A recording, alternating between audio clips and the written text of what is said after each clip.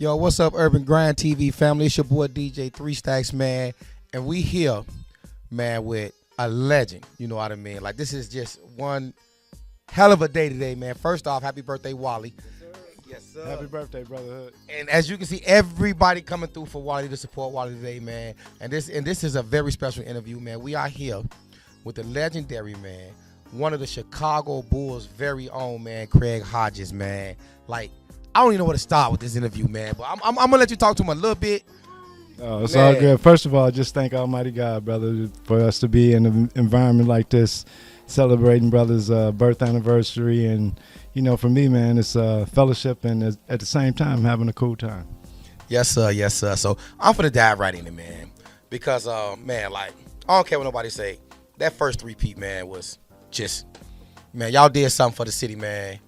That was just ridiculous. What was was crazy, man. Yeah. You know, so that first championship, man, y'all got, man.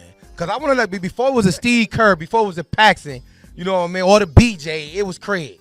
You know what I mean? And if I'm not mistaken, I think one year you led the league in 3-point shooting, didn't you? Or the most made. Yes, sir. And yeah, and that, you know, for me, being born and raised here and watching the Bulls struggle the way they did when I was growing up, and to having, you know, it was a dream just to play in the league, but then to be able to be a veteran and come home with playoff experience and then help our team win a championship and knowing what it meant to the city. So I tell people I think our 1991 team probably could have beat any team that's ever played, but at the same time, I think it's the most beloved team in the city of Chicago for sure.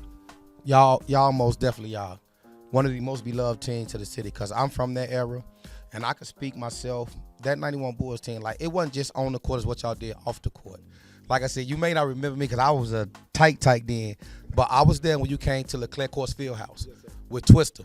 You know what I mean? You had the gray suit on and everything, like real dapper. And after Twister performed, we all chanted, Craig, come on, you got to shoot, you got to shoot.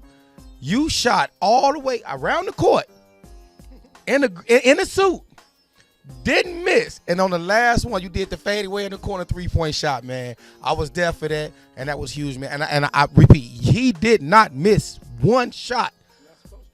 No, exactly. But one thing about you and Stacy, y'all was just always active.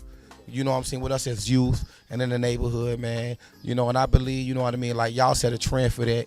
And how do you feel like being one of the pioneers who set the trend and, like, always give back, always go back to the communities and help out? I think one of the biggest things for me is, you know, your support base as a baby. You know, and growing up, my mom was the secretary for the civil rights movement in the South Suburbs. So for me, it was one of those things that I saw, you know, black love and what it really meant as a baby. And for me, it was impressed upon me that the importance of studying and being a student athlete and what it meant at a young age and being able to, you know, fulfill your dream and at the same time realize the impact that you can have from the platform that you're on. And, you know, there's not really a bigger platform than the NBA. And if we have an opportunity to, you know, make it better for people who don't have it as well as we do, then we should do that.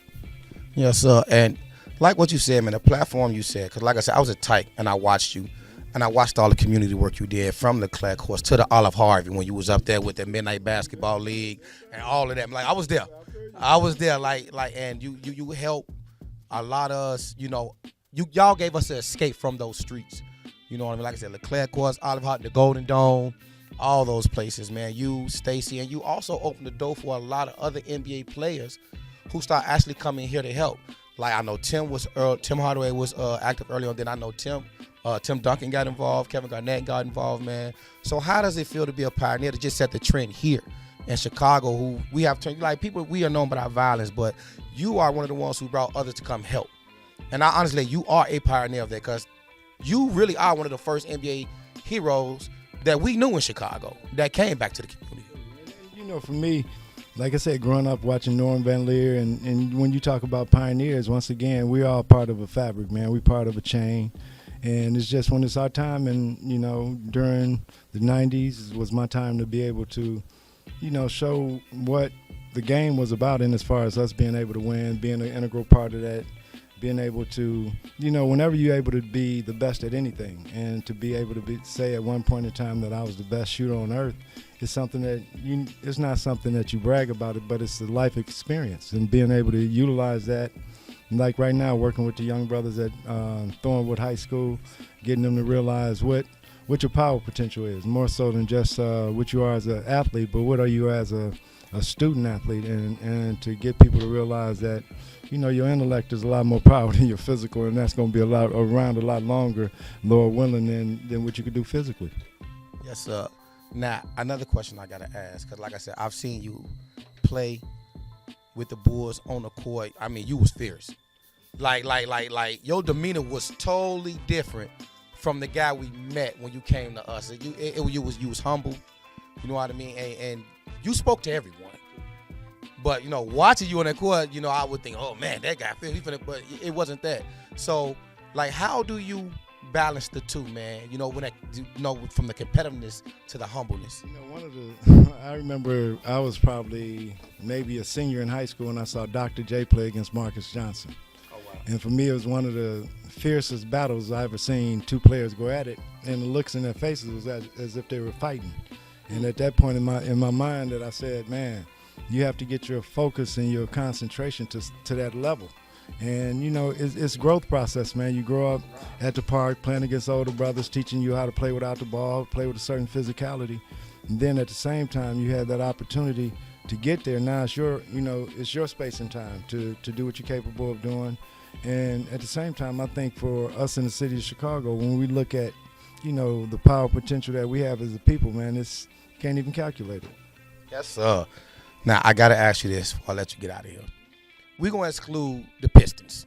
We all know how that was. We're going to exclude them. Besides the Pistons, who did you dislike the most, the Knicks or the Pacers? Well, and that's the cool part about where we were as a squad, man. We had those battles. I would take after Detroit, I would say Cleveland, man. On the real. You know what I'm saying? When we talk about who actually, Indiana was really much, I'm not saying a one-trick pony, but Reggie was such a part of their character as a team. Yes.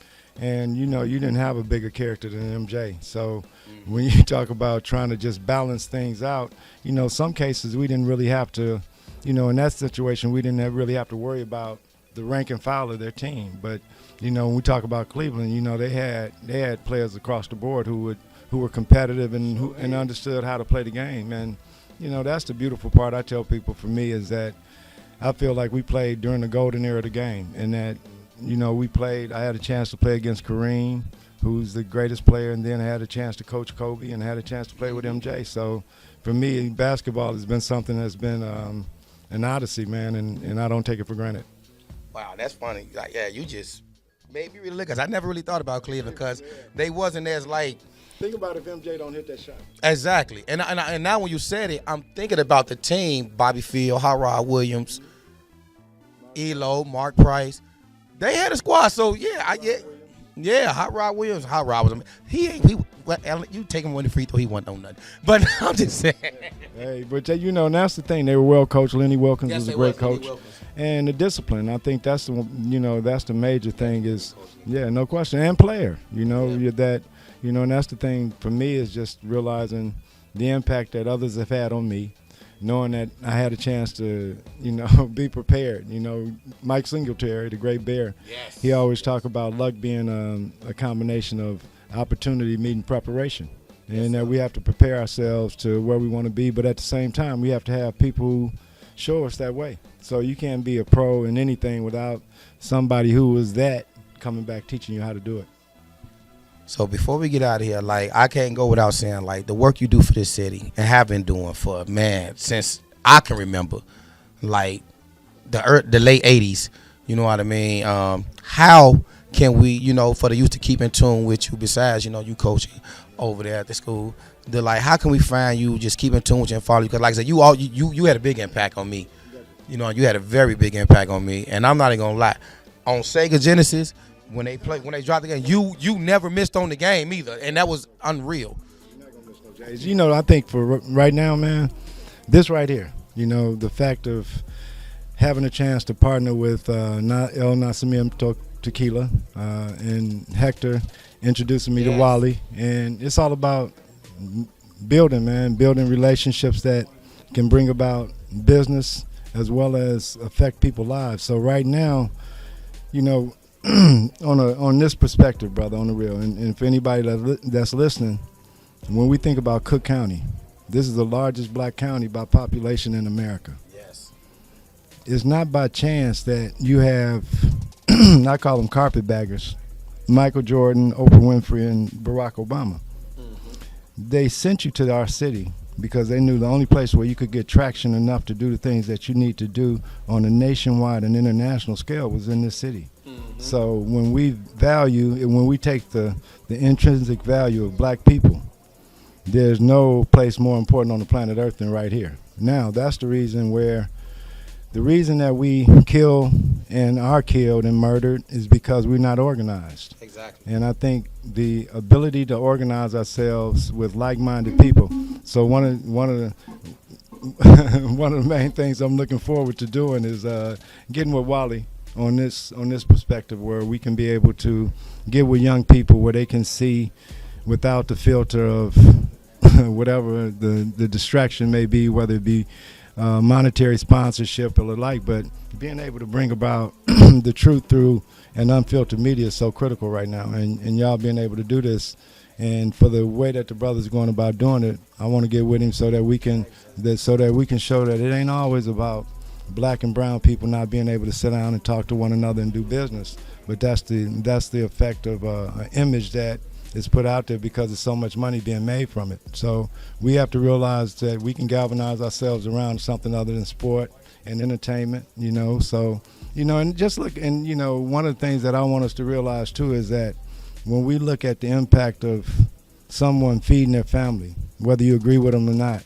whether you agree with them, and I'm saying this because of Brother Ye, is that, with all due respect, regardless to where we want to be on that topic, that's my brother, and that no one should be able to take away. I've been there. I've been there at that point where you have an opportunity to do what you do with your God-given talent, and it's taken away because of whatever someone thinks about your politics or your religious beliefs. And I don't think that's fair or right. But at the same time, it is where we are. But I want us to think in terms of us as brothers. We got to think of how can we find our own future. Exactly, man. So like I said, y'all heard it here, the legendary Craig Hodges, man, and we definitely appreciate you, man, and loved you coming here, man, to share the time. Like, you definitely made my day. You know what I mean? Oh, this is gonna be the spot, man. Like I was telling the brother, I'm looking at putting a podcast together, and I ain't no place to do it but here. Oh yeah. I'll definitely be here for that. So what? This is your boy DJ Threestacks, and I'm here with the legendary Craig Hodges. Legendary Threestacks. Oh, y'all heard it. And that came straight from Craig Hodges. And Wally, of course. Happy birthday, brotherhood. Yeah, Wally, all right. Wait, we love you, Wally, man. Urban Grind TV, man. And remember, if you're not on the grind, you're not grinding, man. Peace out. Peace and blessings, family. This is Craig Hodges, and you're at Urban Grind TV. Peace.